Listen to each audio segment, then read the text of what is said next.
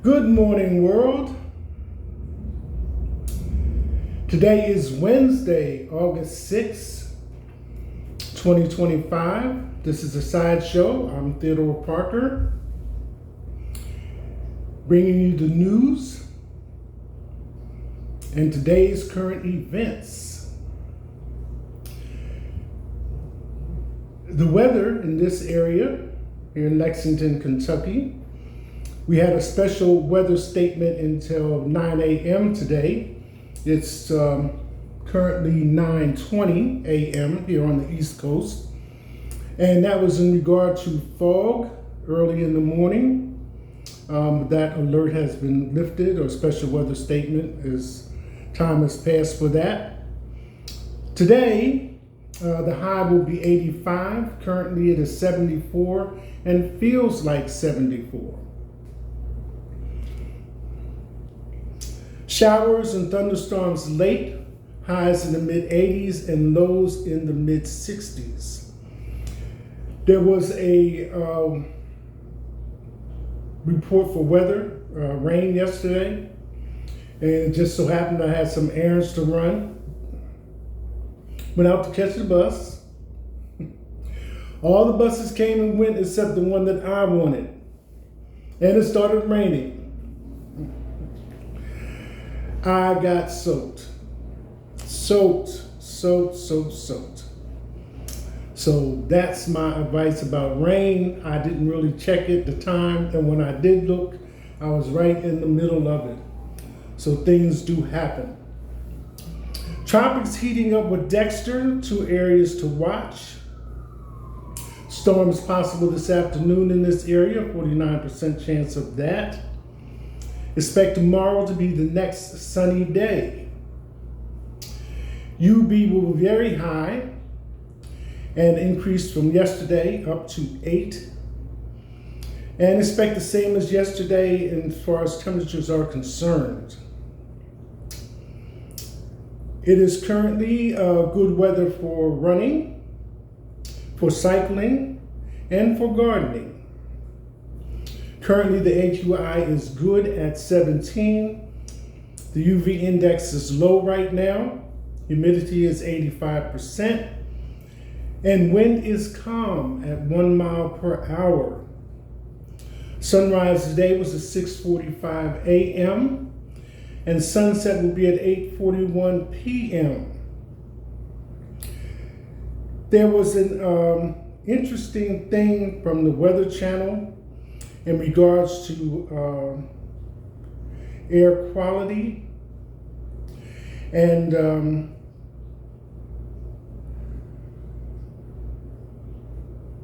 I thought that it was a good thing because it spoke to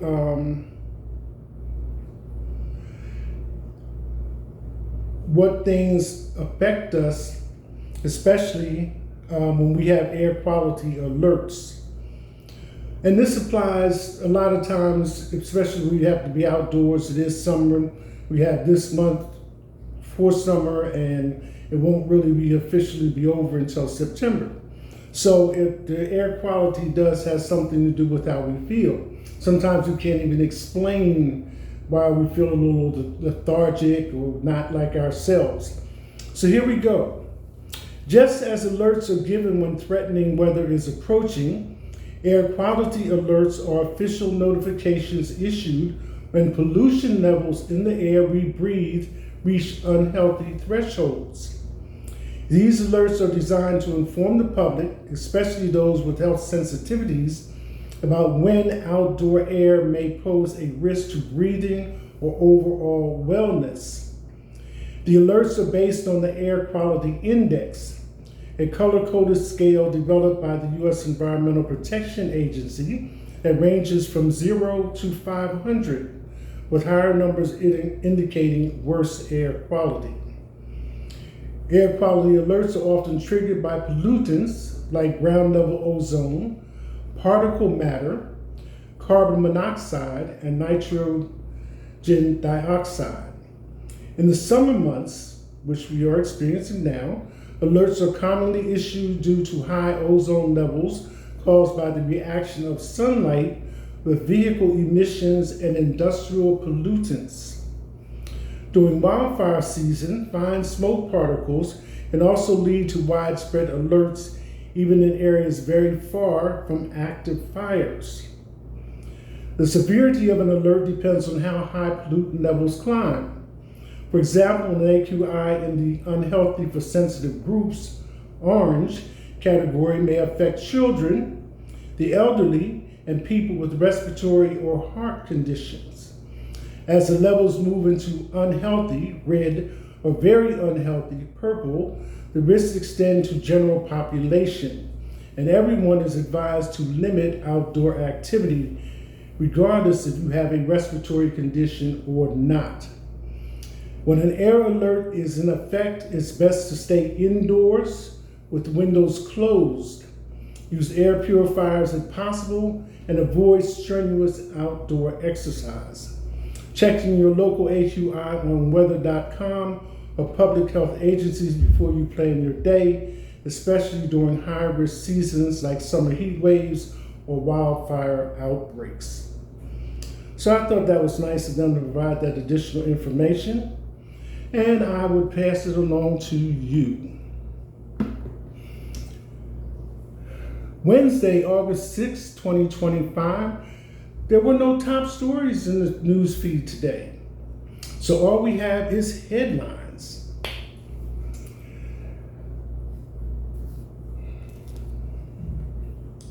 So to get that started,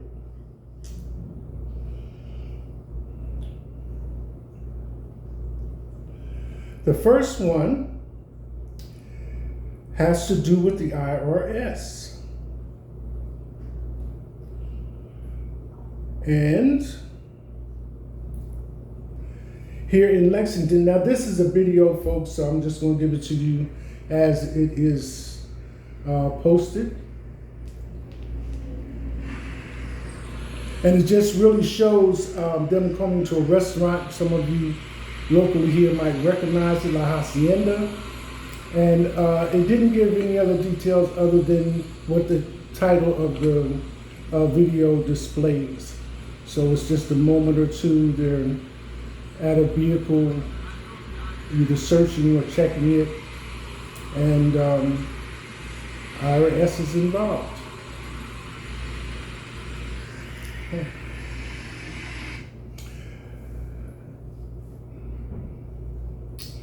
Crews responding to Lexington crash.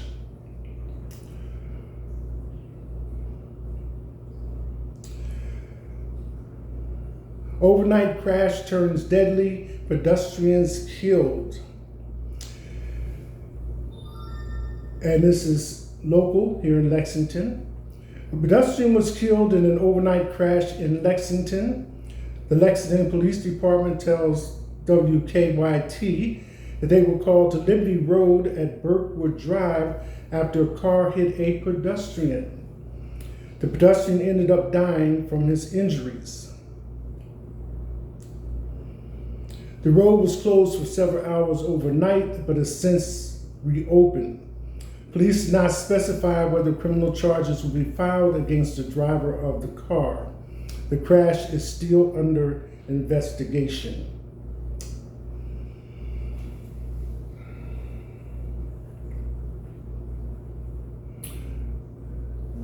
Donald Trump declares Gayle King's career is over amid reports CBS won't renew her contract.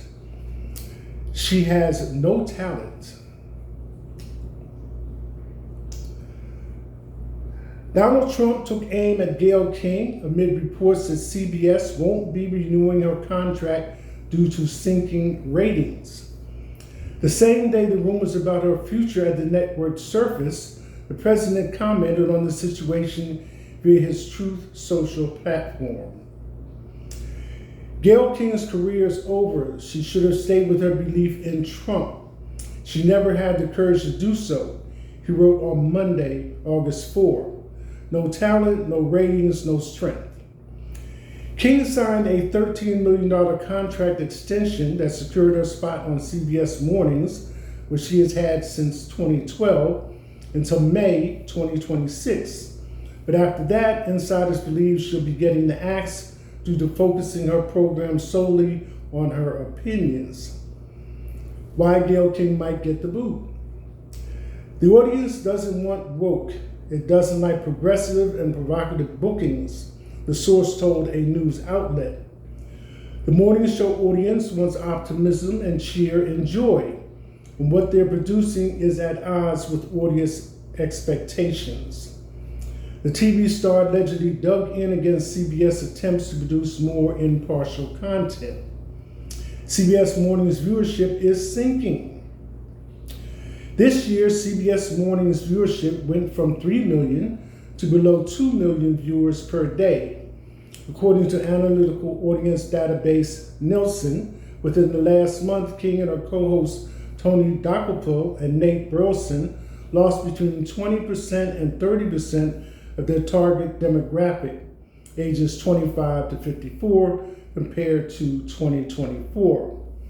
A second insider claims CBS Mornings lost its curveball when Trump won the 2024 election because King and other staffers couldn't hide their distaste for the commander-in-chief. In addition, insider claimed the culture at CBS News prevents progress. This is something just ingrained in a place that was once so great that they can't quite see the fact that to remain and be great again, whatever that looks like in 2025 and beyond, requires doing things differently, they explained. CBS's future. CBS is already in the progress of a major shift, as last month the FCC approved a $8.4 billion deal for Skydance to buy Paramount Global, CBS's parent company. One stipulation in the deal was for Skydance to hire an ombudsman, someone who handles consumer complaints and monitors political bias within the company. Stephen Colbert has already felt the weight of the merger, as shortly after the deal was announced, CBS revealed The Late Show with Stephen Colbert will end next year, news that delighted Trump. Everybody is saying that I was solely responsible for the firing of Stephen Colbert from CBS Late Night. That is not true, the Republican wrote online. The reason he was fired was a pure lack of talent and the fact that this deficiency was costing CBS $50 million a year in losses. It was only going to get worse.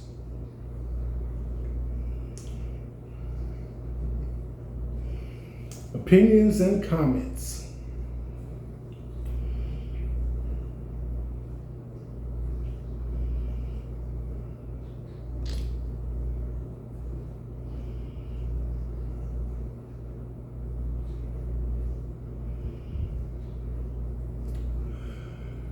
Inmate rebellion.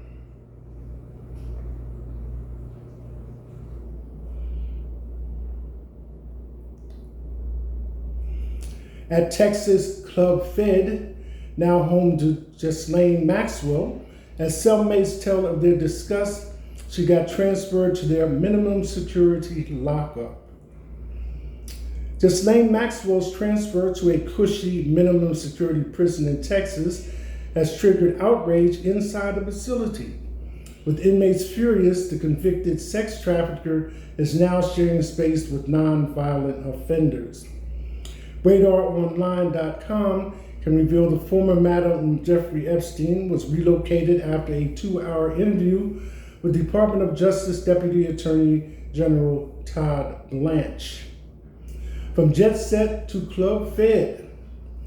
The British socialite, who is serving a 20-year sentence for helping the predator groom and abuse underage girls, was recently relocated from a Florida prison to federal prison Camp Bryan in Texas, often dubbed Club Fed for its relaxed atmosphere and minimum security. Julie Howe, currently serving 12 months for theft, said, "Every inmate I've heard from is upset she's here. This facility is supposed to house nonviolent offenders. Human trafficking is a violent crime." Howe also warned how Maxwell's presence has created a dangerous atmosphere. She added, "We have heard there are threats against her life, and many of us are worried about our own safety because she's here." The relocation comes amid reports that Maxwell is actively trying to cut a deal with federal prosecutors. As Radar Online previously reported, Maxwell recently met with Deputy Attorney General Todd Blanche for 9 hours over 2 days in what insiders suspect was a preliminary step toward cooperation. The Bureau of Prisons has not publicly commented on the decision to transfer Maxwell. Epstein's former girlfriend's lawyer, David Oscar Marcus, confirmed the move but refused to provide further details. Maxwell is now housed with high-profile inmates, including Elizabeth Holmes, the disgraced Theranos CEO convicted of defrauding investors, and Jan Shah, the former Real Housewives of Salt Lake City star, serving time for a telemarketing scam. It's one of the best prisons for anyone to go to, said Josh Lippert to the Houston Chronicle. Lippert is a regional vice president for the Prison Officers Union and oversees Camp Bryant. When you hear people say Club Fed, they're talking about places like FPC Bryant.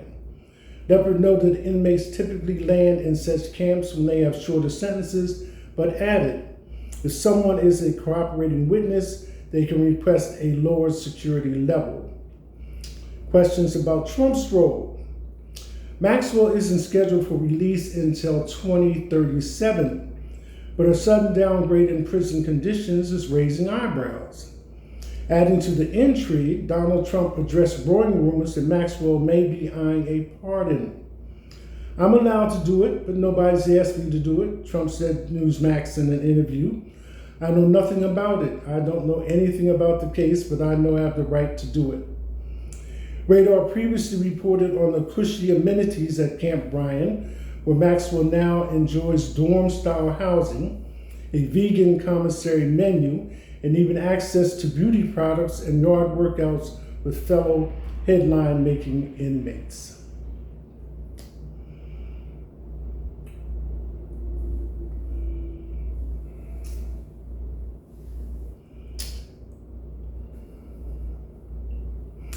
Now, China enters supersonic passenger plane arms races with C-949 jet that can fly from London to NYC in less than 3 hours. China has thrown itself into the supersonic passenger jet race with its C-949 plane that can zoom from London to New York in under 3 hours. The ultra-fast aircraft promises significantly less noise than the retired Concorde and 50% further flight range.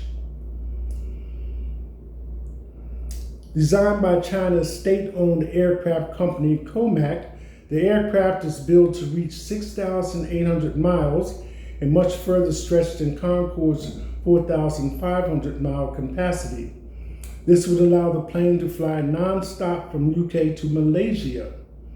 Meanwhile, the powerful jet is expected to fly 1.6 times faster than the speed of sound, allowing it to travel a staggering 11,000 kilometers at a time. This means it could fly from London to New York in less than 3 hours. The Celtic project also aims to reduce the sonic boom to 83.9 perceived level in decibels, equivalent to the sound of a hairdryer, according to South China Morning Post. This is just 1/20th of the Concorde's deafening boom. Concorde was blocked from taking overland flights following noise complaints after civilians complained it was so loud it rattled windows and spooked livestock. Reducing the noise of the sonic boom could help it overcome regulatory barriers and compete with rival projects from NASA and Lockheed Martin. The aircraft, which is yet to make it off paper and onto tarmac, could advance China's role in the modern supersonic aviation industry. But while plans were revealed in March, an official launch date isn't expected until 2049, Globe Trender reports. But then the firm plans to unveil the C-929, a twin-axle jet to rival Boeing's 787. And by 2039, it plans on rolling out a massive 400-seater C-939 to compete with Boeing's 777X.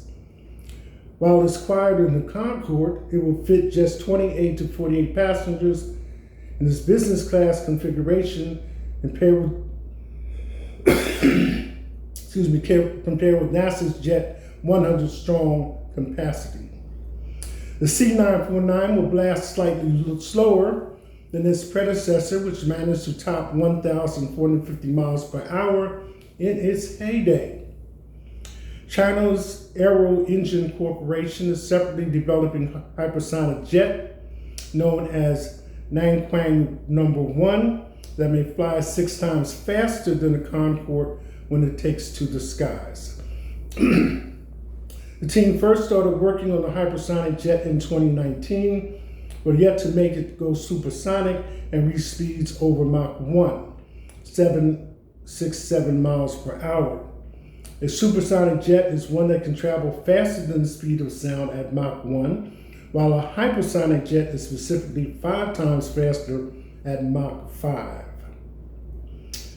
Air Force and British Airways announced they would be retiring their fleet of Concorde planes on April 10, 2003. The plane had its first commercial flight on January 21, 1976, and was retired after 27 years of service and 50,000 flights. Several reasons led to the decision to retire Concorde. Air France and British Airways cited low passenger numbers and high maintenance costs. By the early noughties, the planes were outdated and expensive to run, despite being incredibly advanced when they were first introduced almost 3 decades previously. The 9/11 terrorist attack in 2001 majorly impacted passenger numbers as people opted not to fly. Passenger numbers also fell after an Air France Concorde crashed just minutes after taking off from Paris in July 2000. Disaster killed all 109 people on board and 4 others on the ground. The plane ran over a small piece of metal on the runway, which burst a tire and caused an engine to ignite. It was also the only aircraft in the British Airways fleet that required a flight engineer. Plans for C949 come as NASA's supersonic Son of Concorde plane inches ever closer to takeoff. The X-59 jet will break the sound barrier when it flies, but won't produce a sonic boom, thanks to its unique design. When up and running, the aircraft will hurtle along at speeds of 937 miles per hour at 55,000 feet up. NASA revealed it struck another milestone in the plane's journey toward the skies, the crucial low-speed taxiing test. The X-59 moved around purely under its own power for the first time at U.S. Air Force Plant 42 on July 10. Taxiing is the final stage of ground test before NASA can take it up into the skies, and the maiden voyage is chalked for later this year.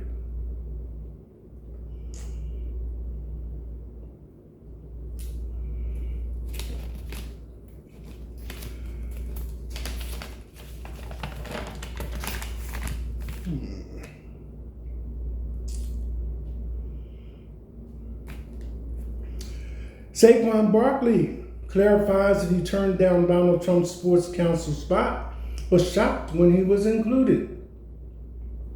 Saquon Barkley was one of the athletes named to Donald Trump's President's Council on Sports, Fitness, and Nutrition, which included 30 names of athletes from different sports.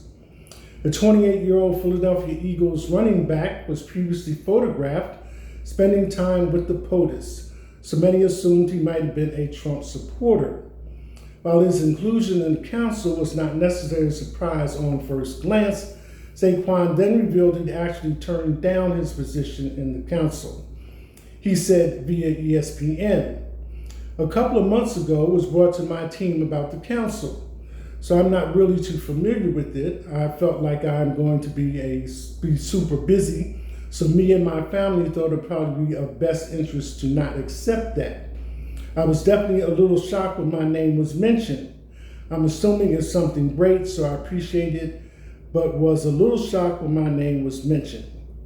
Some names included in the council are NFL Commissioner Roger Goodell, NFL players Nick Bosa, Tua Tagovailoa, and Harrison Bolter, former NFL player Lawrence Taylor, golfer Jack Nicklaus, NHL retiree Wayne Gretzky, and LIV Tour golfer Bryson DeChambeau. So,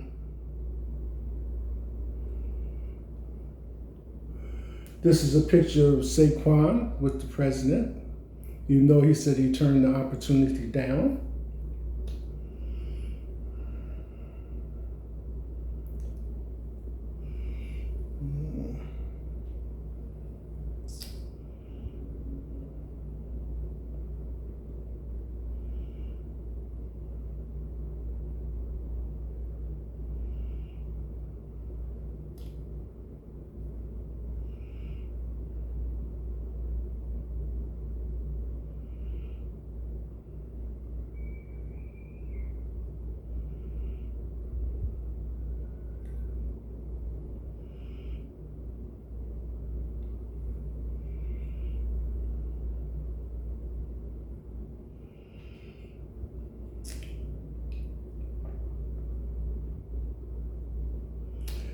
The next one on the line is Zuckerberg's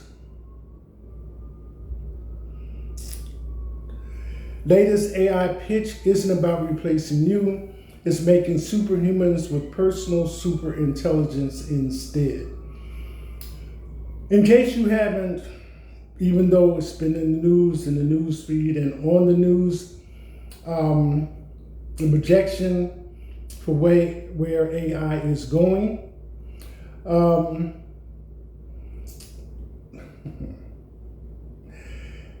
If it works the way some people think it will, then as humans, we will not have anything to do but sit back and let robots and artificial intelligence perform all the tasks that need to be done, and we will be given what is called a universal basic income.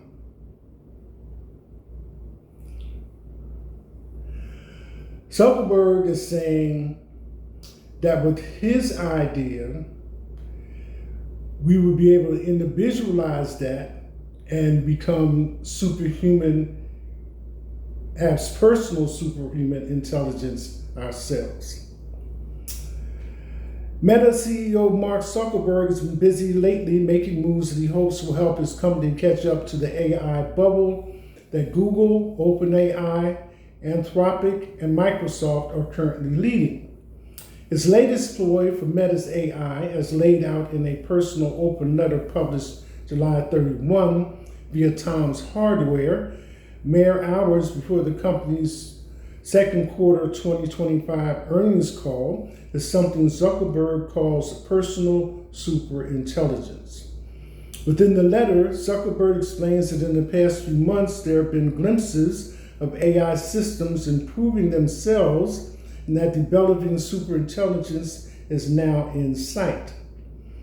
While Zuckerberg admits that superintelligence progress is still slow, he likens the progress to that of farming, where just 200 years ago, around 90% of people spent their time growing food to survive. His statement, "I'm extremely optimistic that superintelligence will help humanity accelerate our pace of progress. Perhaps even more important is that superintelligence has the potential to begin a new era of personal empowerment where people have greater agency to improve the world in the directions they choose."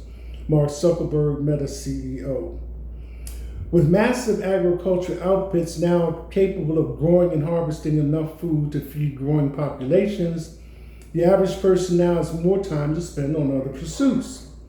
It's a common argument that I often hear mentioned by those with a stake in AI, and I recognize it ignores many of the complexities of our modern age societies and the food we're eating.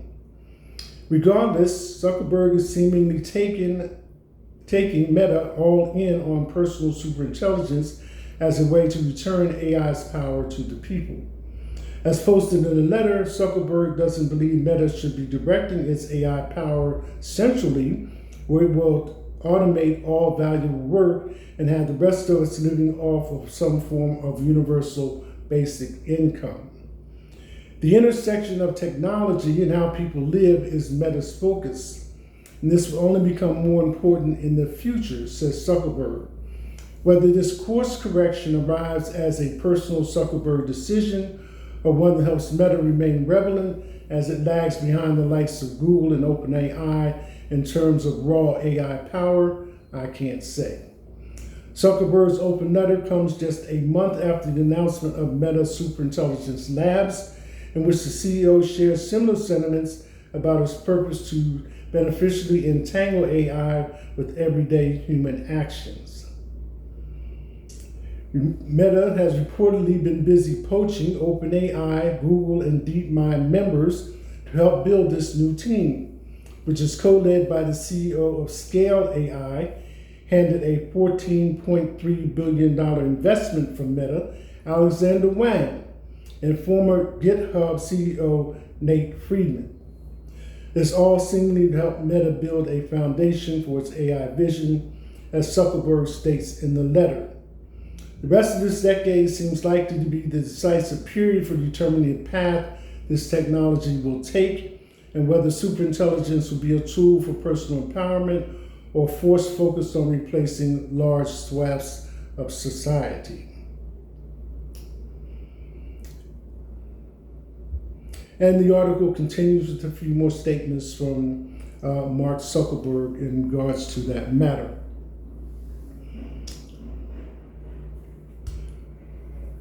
Spike Lee, Adam McKay, and 2,300 more WGA members signed letter blasting Trump's authoritarian assault on free speech.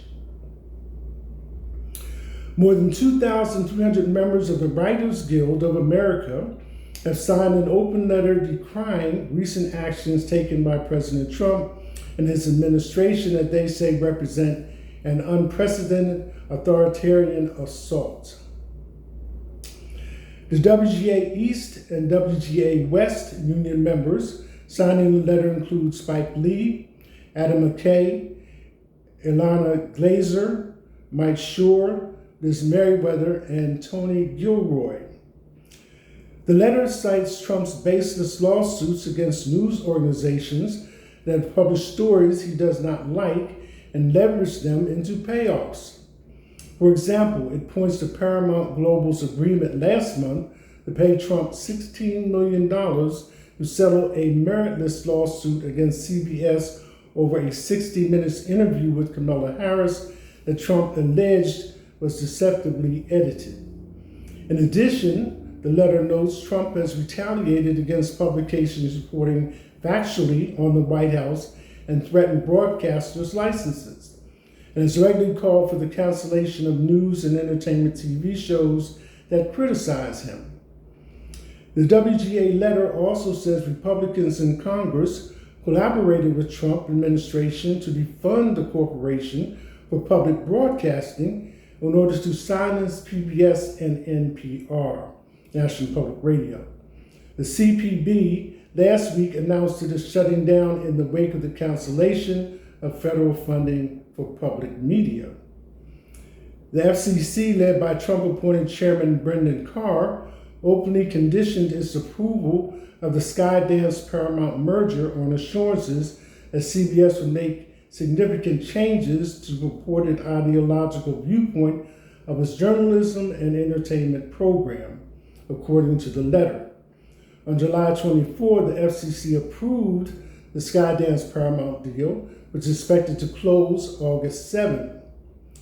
2 days prior to the agency's approval, Skydance's general counsel sent letters to Carr promising that Skydance would install an ombudsman at CBS to review complaints of bias or other concerns, and that the company was committed to ensuring CBS's editorial decision-making reflects the varied ideological perspectives of American viewers. These are un-American attempts to restrict the kinds of stories and jokes that may be told, to silence criticism and dissent, the letter reads in part. We don't have a king, we have a president. And the president doesn't get to pick what's on television. in movie theaters, on stage, on our bookshelves, or in the news. The WGA members later calls on our elected representatives and industry leaders to resist this overreach and for our audiences and every single person ready to fight for a free and democratic future to raise their voice. In a statement to Variety, White House spokesman Taylor Rogers cited reports that CBS's The Late Show with Stephen Colbert was losing upwards of $40 million per year. Any business with common sense would counsel the production of a failing product that loses $40 million annually, which is exactly what Colbert's show was doing. President Trump is right. Everyday Americans don't want to watch Colbert's talentless, money-losing show. Protecting the First Amendment is a top priority to President Trump, which is why he signed an executive order on day one to stop federal censorship and protect freedom of speech. Trump's January 20 executive order restoring freedom of speech and ending federal censorship alleged the Biden administration trampled free speech rights by censoring Americans' speech on online platforms, often by exerting substantial coercive pressure on third parties. In a June 2024 ruling, the Supreme Court rejected a Republican-led case claiming the Biden White House illegally coerced social platforms into removing posts about COVID and the 2020 presidential election that deemed misinformation. Including in this article is a list of all the people that signed the WGA's open letter.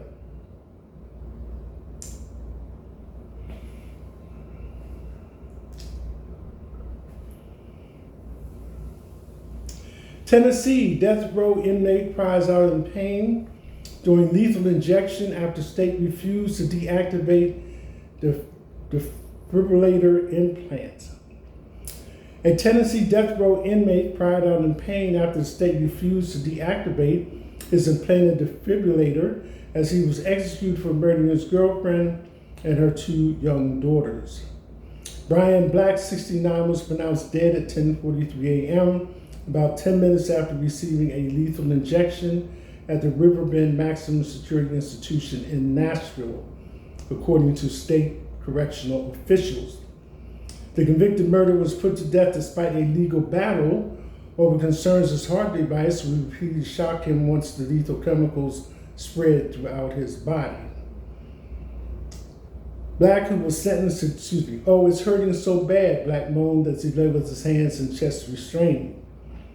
Black, who was sentenced to death for the fatal 1988 shootings of Angela Clay, 29, and her two daughters, LaToya, 9, and Lakeisha, 6, had no final words before he was strapped to a gurney and given a single dose of barbiturate phenobarbital.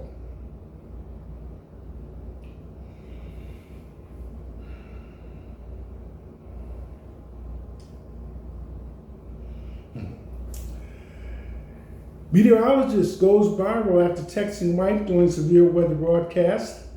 "I am a husband and a father first."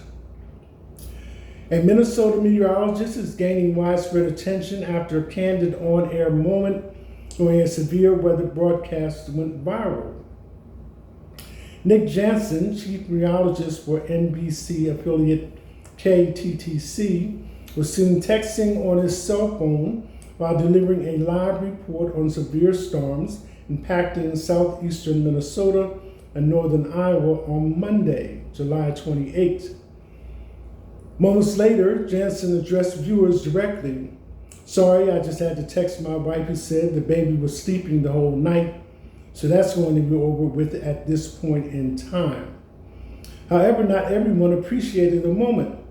According to Jansen, a viewer criticized him via email, calling his actions unprofessional. The quote that really struck me, that he has to call his wife to make sure she takes the baby to safety. "Maybe some people think it's noble or cute. I don't," Jensen shared in a Facebook post. Jensen responded to the criticism by standing his ground, calling the moment an example of me being human. "I take my job and your safety very seriously. but I'm also a husband and a father, he wrote. In the middle of severe weather, I decided to take a brief moment to make sure my wife and child were safely in the basement. I'm a husband and a father first, he added. Let's all try to show each other a little more understanding and respect in life. As of Monday, August 4, the video clip shared on Jensen's page have been viewed over 15 million times and garnered around 285,000 likes. In a follow-up post on Sunday, August 3, Jensen expressed gratitude to those who supported him and his family. Truly, thank you for all the love and support over the past few days, he wrote, sharing a photo of himself with his child. I never imagined that post would get the kind of response it did, not in a million years. Every like, comment, share, and message has meant the world to me, he continued. Your kindness and encouragement have been a powerful reminder of why I do what I do. And oh, the little one says hello. KTC Vice President and General Manager Stephanie Hedrick also defended Jensen's actions in a statement shared by the station. The KTC team is proud of Nick and the work he and the First Alert Weather team did Monday night and the work they continue to do to keep our communities safe. That includes their own families. KTTC knows that when our meteorologists, anchors, and reporters are delivering the news, they're also talking to their own families, informing them and helping them to keep safe, she continued. In this case, viewers saw that happen live, Nick being a good husband and dad by taking a moment and making sure they were safe. She concluded, thank you to all those who support our team during such moments. We hope all know the importance of such safety measures during severe weather.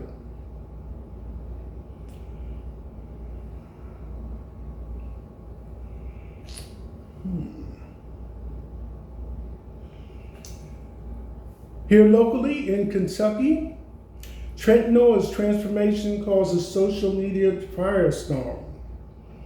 It's not always what's said, but what fans see, and Kentucky followers are fixated on Trent Noah's physique.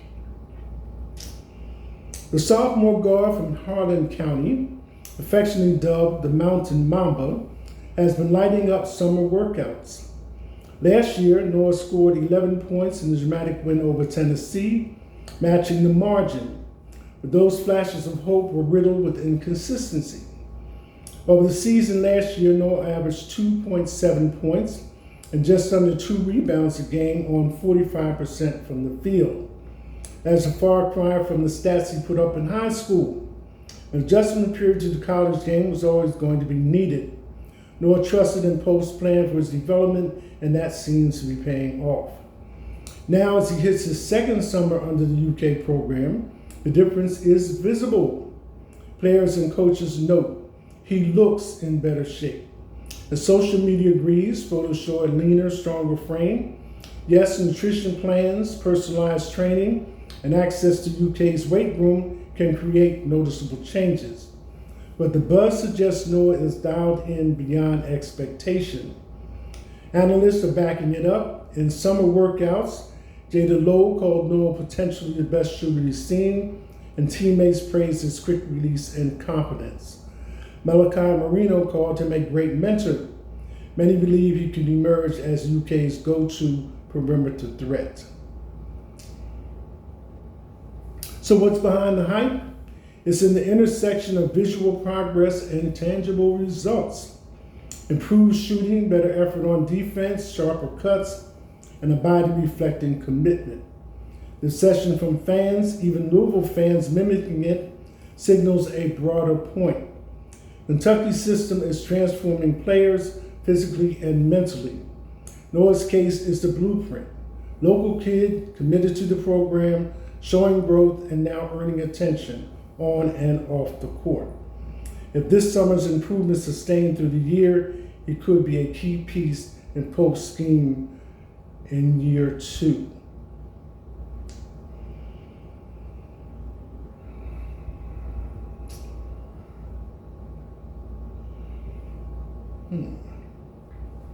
Okay, this is Russia issued. this is a video, and that's all it is. So I'm gonna have to show it to you. And Russia has issued a bold warning after Secretary of State Marco Rubio claimed Donald Trump is losing patience with him. Okay. Nuclear annihilation warning. Russia issued a bold warning after Secretary of State Marco Rubio stated Donald Trump is losing patience with Vladimir Putin. Frustrations peaked after Putin ignored Trump's threat of severe tariffs unless he agreed to a ceasefire in Ukraine. Following failed peace talks, Trump shortened the 50-day deadline to less than 12 days to expedite conflict resolution. Putin ally Vladimir Solovyov dismissed Trump's hardball tactics and criticized the U.S. on Russian state TV. He claimed the Kremlin has a force unimaginable to America or Europe. He countered that it's Russia, not the U.S., whose patience is wearing thin in response to Trump's statements about losing patience and applying force.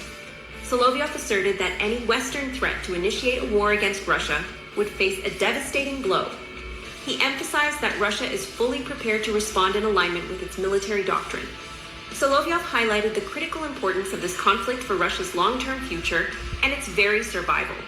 Following General Donohue's suggestion of NATO seizing Kaliningrad, the Russian military conducted naval drills in the Pacific, Baltic, and Caspian Seas, practicing with sea drones and coordinating warships. Solovyov asserted that Russia's military strength is ready to counter threats on air, land, and sea. Solovyov mentioned Russia's limited military actions in Ukraine and emphasized its vast nuclear arsenal, highlighting 5,500 weapons compared to the U.S.'s 5,044. He noted the Navy's role in the nuclear triad. Patrushev warned the West against military moves on Kaliningrad, stressing it as integral to Russia, with any aggression facing an immediate, overwhelming response using all available forces. Russia issues nuclear annihilation warning. So there it is in video at the people involved.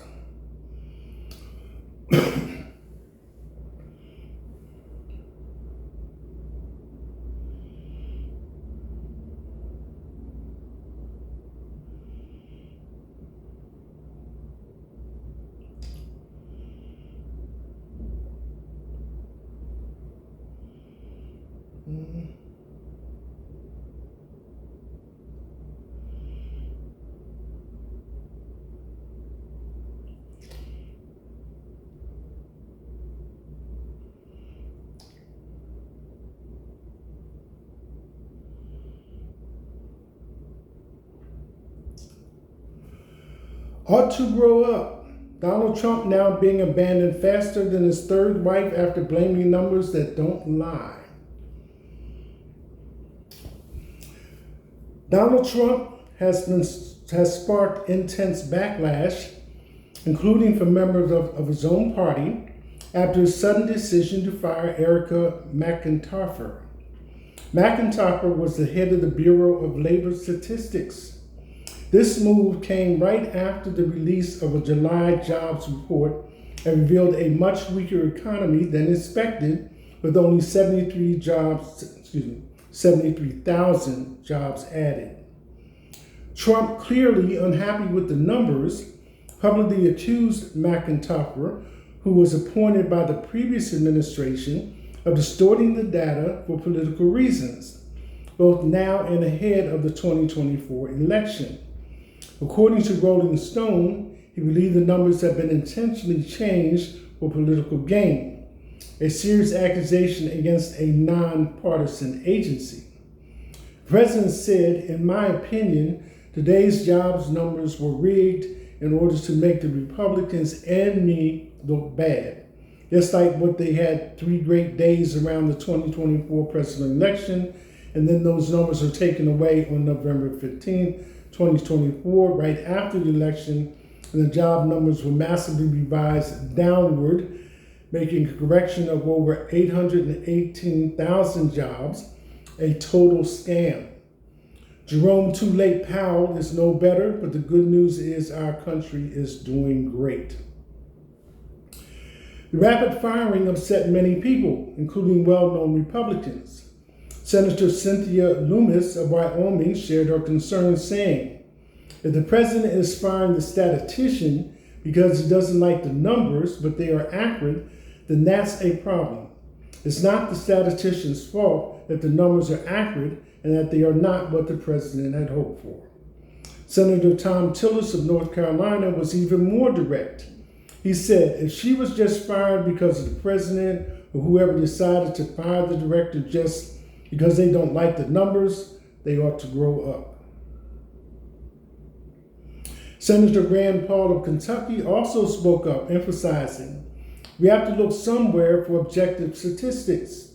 When the people providing statistics are fired, it makes it much harder to make judgments that you know the statistics won't be politicized. Trump is no stranger to firing people in office. He even demanded removal of the federal chair, but this is pretty far.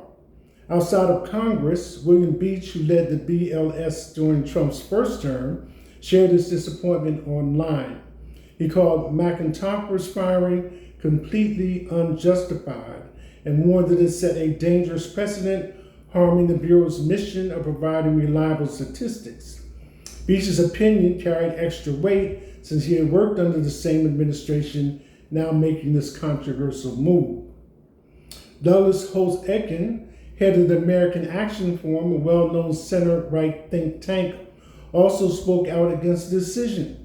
He noted that while the BLS has adjusted its data many times and different leaders over the years, only one sitting president had ever fired a BLS commissioner.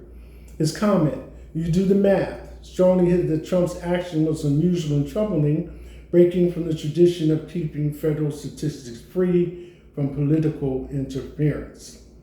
After being fired, Erica McIntyre used social media to reflect on her time as commissioner, calling it the honor of her life. She praised the essential and meaningful work done by the BLS, indirectly defending the agency's honesty. Her calm response was very different from the president's angry accusations.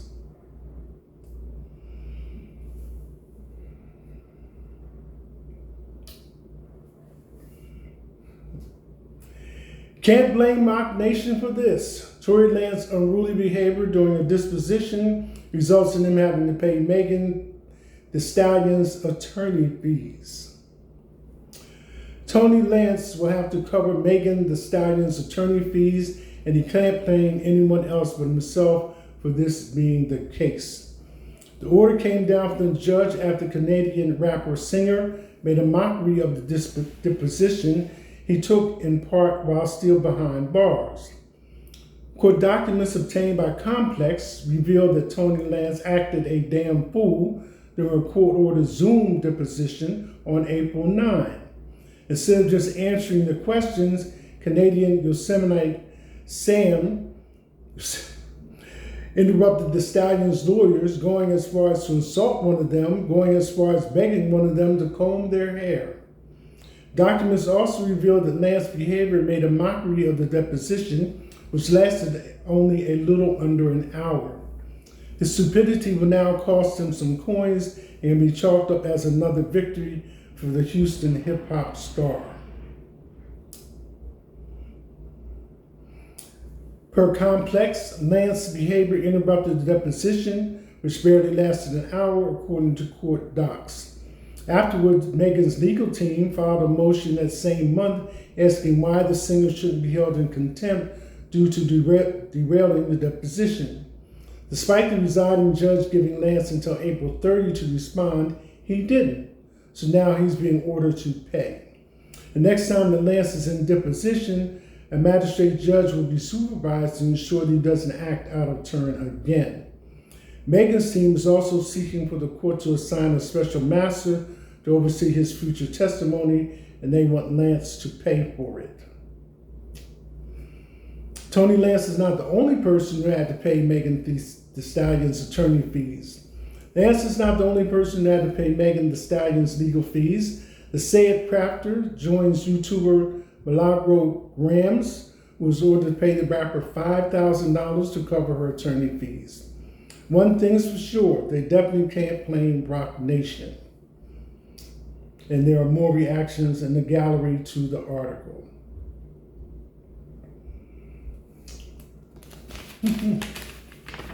Sometimes it just pays to be quiet.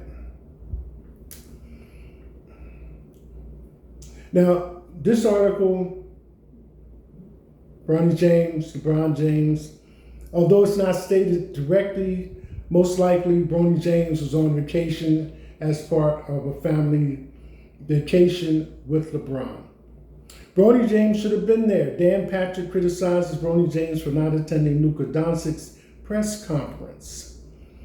LeBron James' absence during Luka Doncic's contract extension press conference raised some eyebrows because a handful of the Lakers were there to throw in their support for Doncic.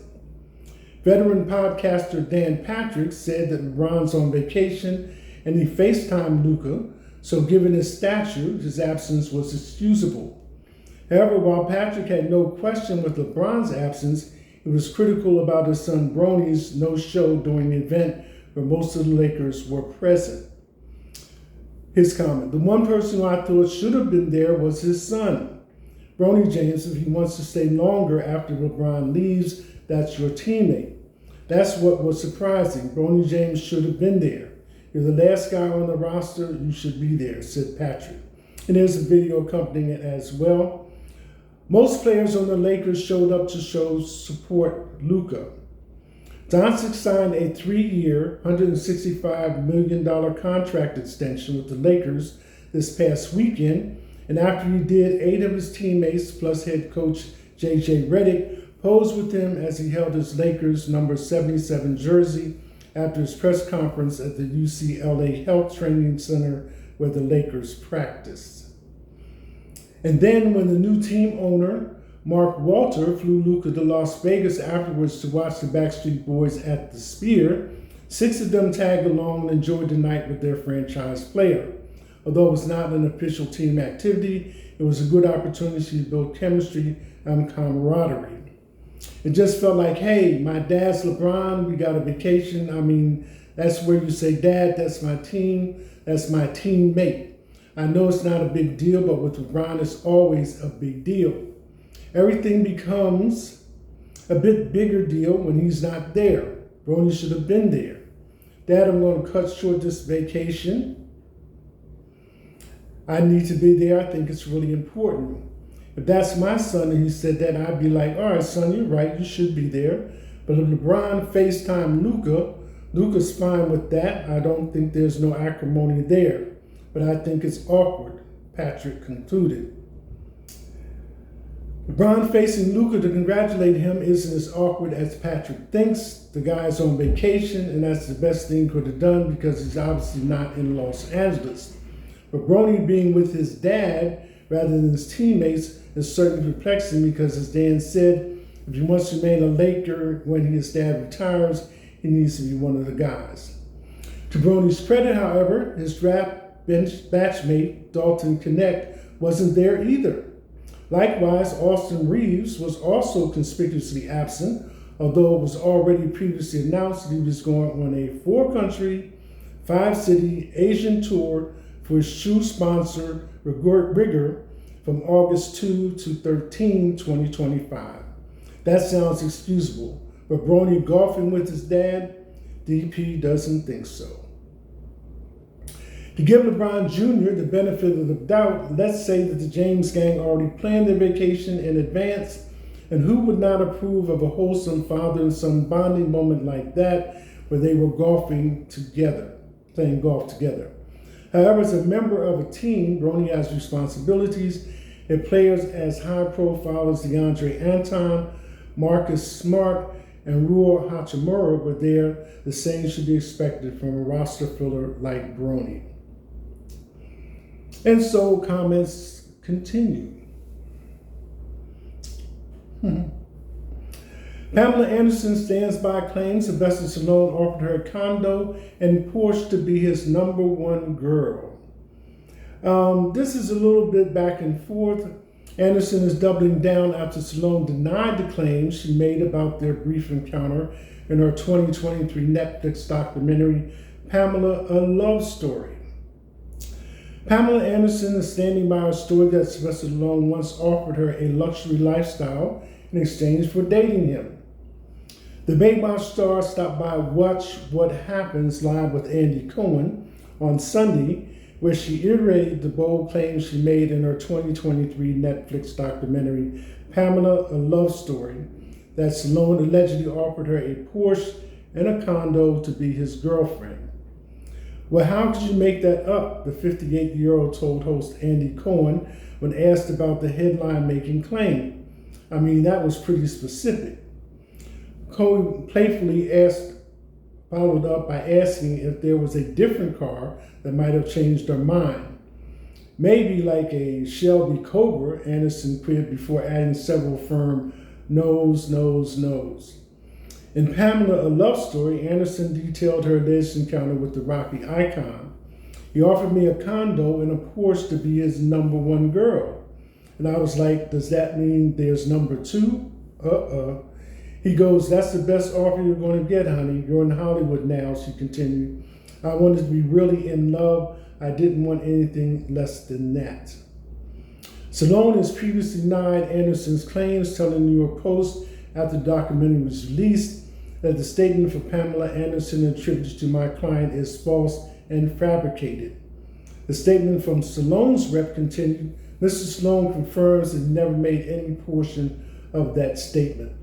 And there is a video where Andy Cohen and Pamela are talking to each other, and it's available to watch under his show.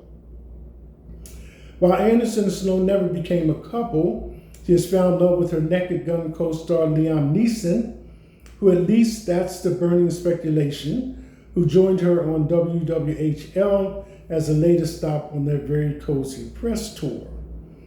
Whether it's true or not, it seems like everyone around them approves, including Cohen, who was close friends with Neeson's late wife, actress Natasha Richardson, who tragically passed away in 2009 after a skiing accident in Canada.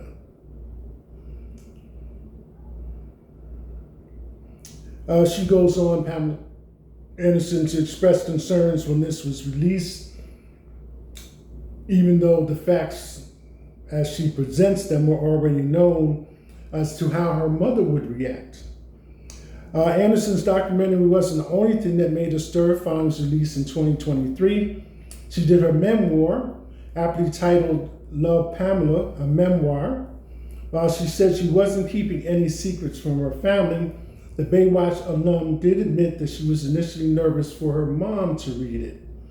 My mother, of course, Anderson said in response to a fan question on WWHL, she was fine about it. She doesn't like to rehash things, but she was very proud of everything, and so she was fine.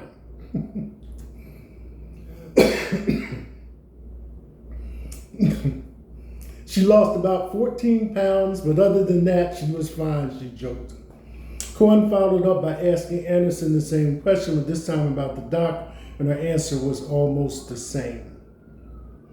Again, it's just my parents, I guess. Mother of two said it's different time. The things you talk about now, you might not have talked about then. So I was just worried about how they respond. Not that there's any secrets, but still difficult to watch.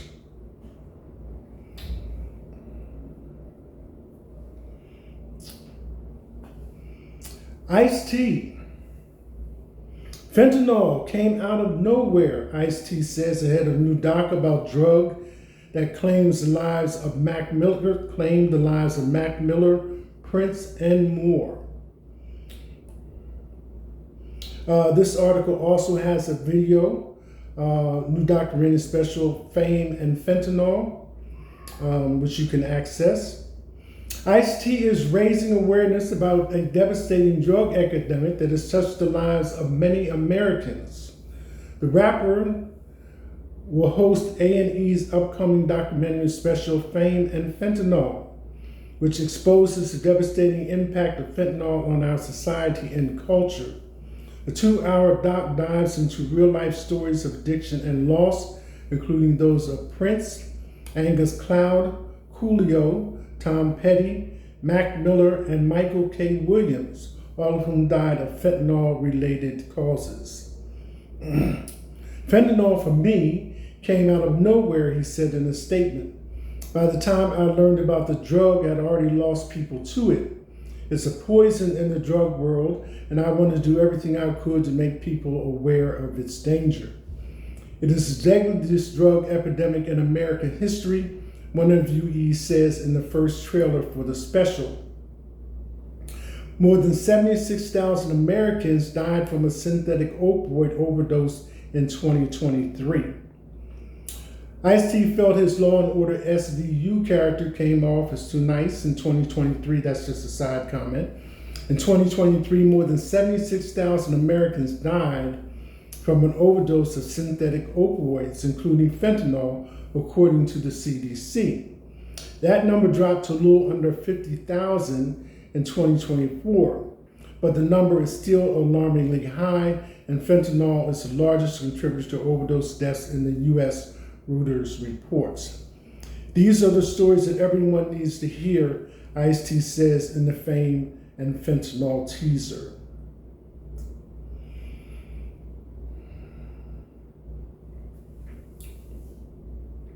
Back to Lexington, here in Fayette County. Fayette schools to use eminent domain to acquire land for STEM Academy for girls. The Fayette County Board of Education on Monday took action to acquire approximately 1,759 acres through eminent domain for property adjacent to Rise STEM Academy for girls at 2160 Versailles Road. Eminent domain is a legal process that allows public entities to acquire private property for public use, with compensation provided to the property owner as determined by law. The action does not involve any homes, but only portions of backyards, district officials said in a news release. After the school board met in closed session, board chairman Tyler Murphy read a resolution that said the properties were on Fair Oaks Drive and Port Royal Drive. The decision follows months of negotiations. The district has engaged in good faith negotiations with the property owners and will continue to work within all legal requirements to ensure fair treatment as we seek to settle this without legal action, officials said in the release. While eminent domain is a measure of last resort, it's sometimes necessary to meet the long-term needs of our students and community. The new Rise STEM Academy for girls with a capacity of 900 students will be at Mason, Healy, and Versailles Road. This building will feature flexible, collaborative space that encourage students to indulge their STEM interests through fun, accessible, and interactive project-based learning, the district website said. The target completion date is June 2026.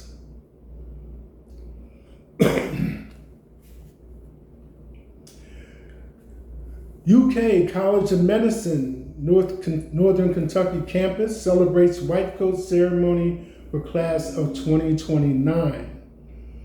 The University of Kentucky College of Medicine Northern Kentucky campus welcomes this class of 2029 with a white coat ceremony last week in the Student Union Ballroom at Northern Kentucky University. The event was one of 3 white coat ceremonies hosted by the UK College of Medicine across its Kentucky campuses. The ceremonies, taking place July 31 through August 1, marked a meaningful milestone for incoming medical students. The white coat ceremony is a time-honored tradition in medical education, symbolizing a student's formal entrance into the profession and the responsibilities that come with it. At UK, it also reflects the college's mission to train physicians who are equipped to serve the unique healthcare needs of communities across the Commonwealth and beyond.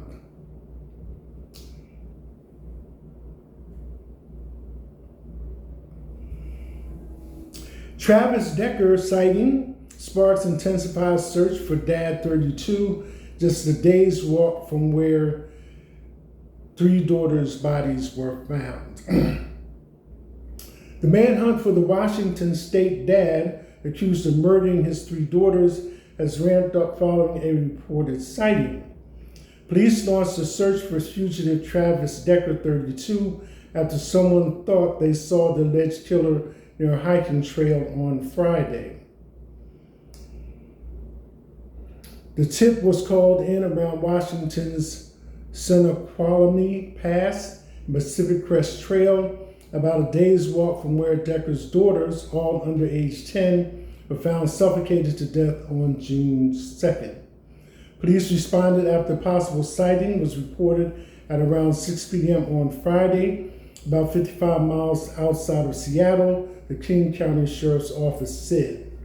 Multiple agencies, including SWAT teams and K-9 units, rushed to the wooded area, about a 36-hour hike from where the girls' bodies were found at Rock Island Campground for the large-scale search.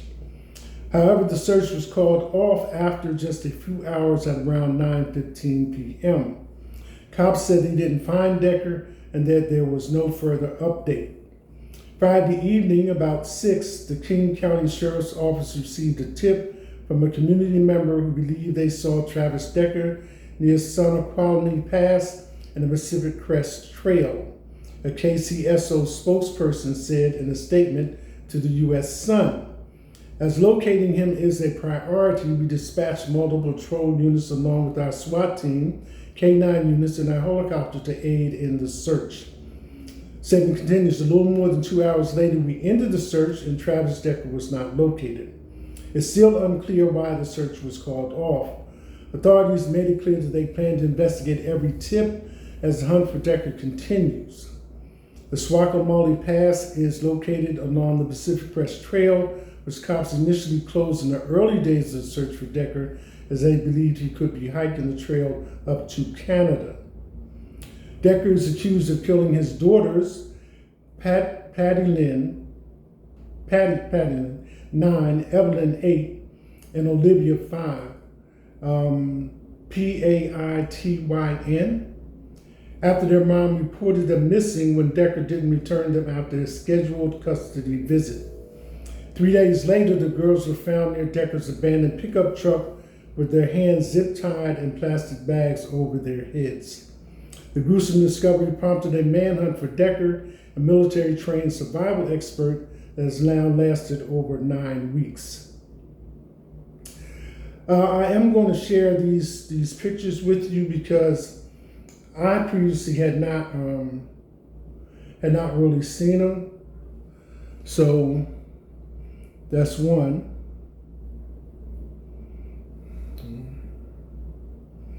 And that's the 3 little girls.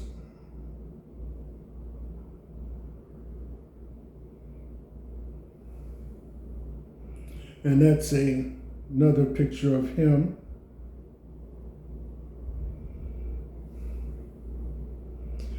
And the area in which they were found.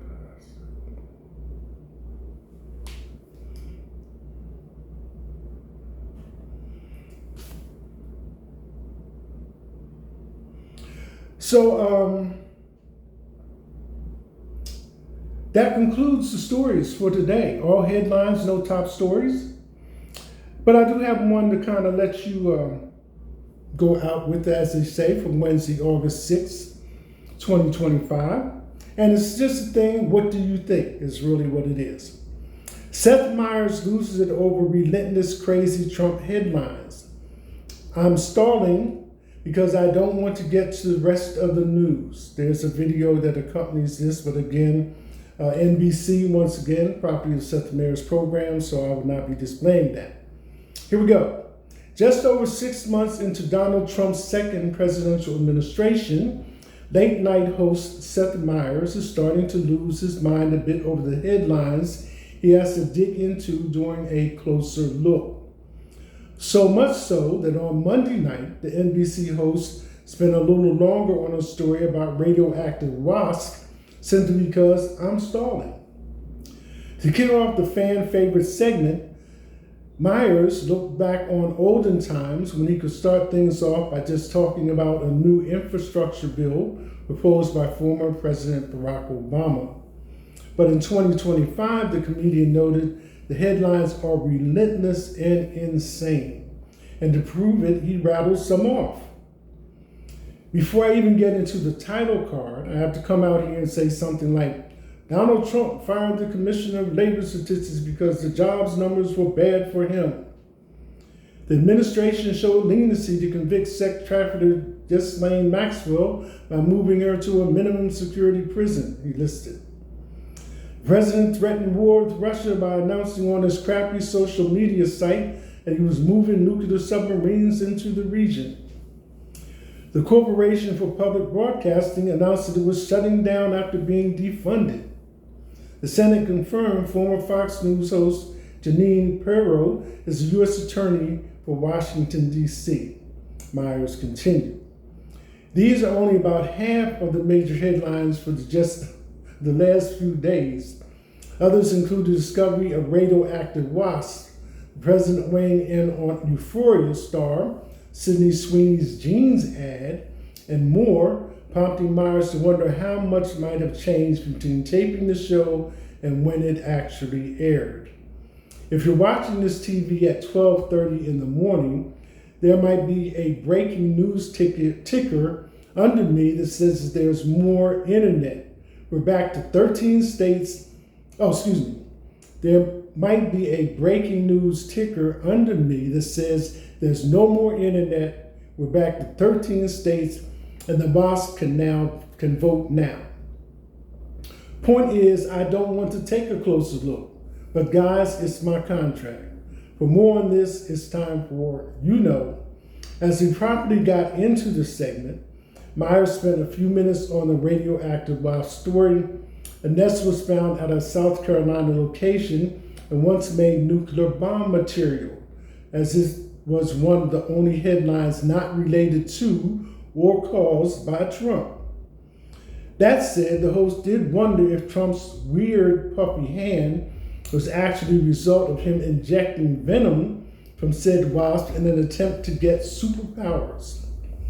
Myers then surmised that Trump's dance style is actually just the man attempting to fly, and that White House Press Secretary Carolyn Leavitt could absolutely push the story that the president has wasp powers. Eventually, though, Myers acknowledged how long he was dwelling on the goofy idea. Guys, look, if you think I spent too much time on this wasp story, it's because the rest of the news is also shit and I'm stalling, he admitted, because I don't want to get to the rest of the news. So it says you can watch that on a closer look in the video. What do you think? This is a sideshow. I'm Theodore Parker. That's it. Hashtag.